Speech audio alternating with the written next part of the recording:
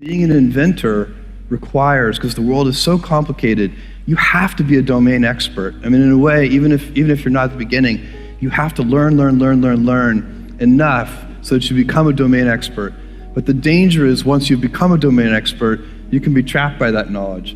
And so inventors have this paradoxical ability to have that 10,000 hours of practice and be a real domain expert and have that beginner's mind.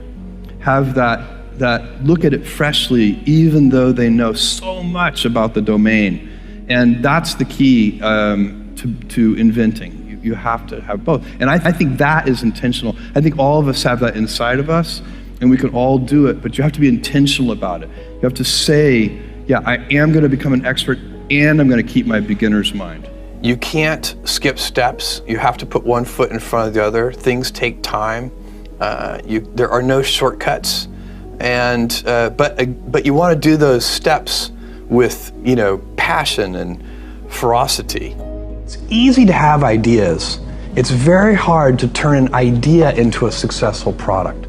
There are a lot of steps in between, and it takes persistence, relentlessness. So I always tell people who are who think they want to be entrepreneurs, you need a combination of stubborn relentlessness and flexibility. And you have to know when to be which. And basically you need to be stubborn on your vision, because otherwise it'll be too easy to give up. But you need to be very flexible on the details, because as you go along pursuing your vision, you'll find that some of your preconceptions were wrong. And you're going to need to be able to change those things. So I think taking an idea successfully all the way to the market and turning it into a real product that people care about and that really improves people's lives is a lot of hard work. Don't try to chase what is kind of the hot passion of the day. I think we actually saw this. I think you see it all over the place in many different contexts, but I think we saw it in the internet world quite a bit, where at the sort of peak of the sort of internet mania in, say, 1999, you found people who were very passionate about something. They kind of left that job and decided, I'm going to do something in the internet, because it's it was almost like the the 1849 gold rush in a way. I mean, you find that people, if you go back and study the history of the 1849 gold rush, you find that at that time, everybody who was within shouting distance of California was, they might have been a doctor, but they quit being a doctor and they started panning for gold. And that almost never works.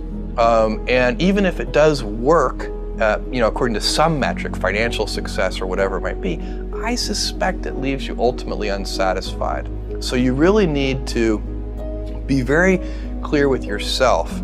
And I think one of the best ways to do that is this notion of projecting yourself forward to age 80, looking back on your life and trying to make sure you've minimized the number of regrets you have. That works for career decisions. It works for family decisions. Do you want? I have a 14-month-old son, and it's very easy for me to, if I think about myself when I'm 80, I know I want to watch that little guy grow up. And so I don't want to be 80 and think, shoot, I missed that whole thing, and I don't have the kind of relationship with my son that I wished I had, and so on and so on. So if you think about that, so I guess another thing that I would recommend to people is that they always take a long-term point of view. And I think this is something about which there's a lot of controversy. There's a lot of people, and I'm just not one of them, believe that you should live for the now. I think what you do is you think about the great expanse of time ahead of you and try to make sure that you're planning for that in a way that's going to leave you ultimately satisfied. So this is just this is the way it works for me. And I mean, everybody needs to find that for themselves. So I think there are a lot of paths to satisfaction, and you need to find one that works for you.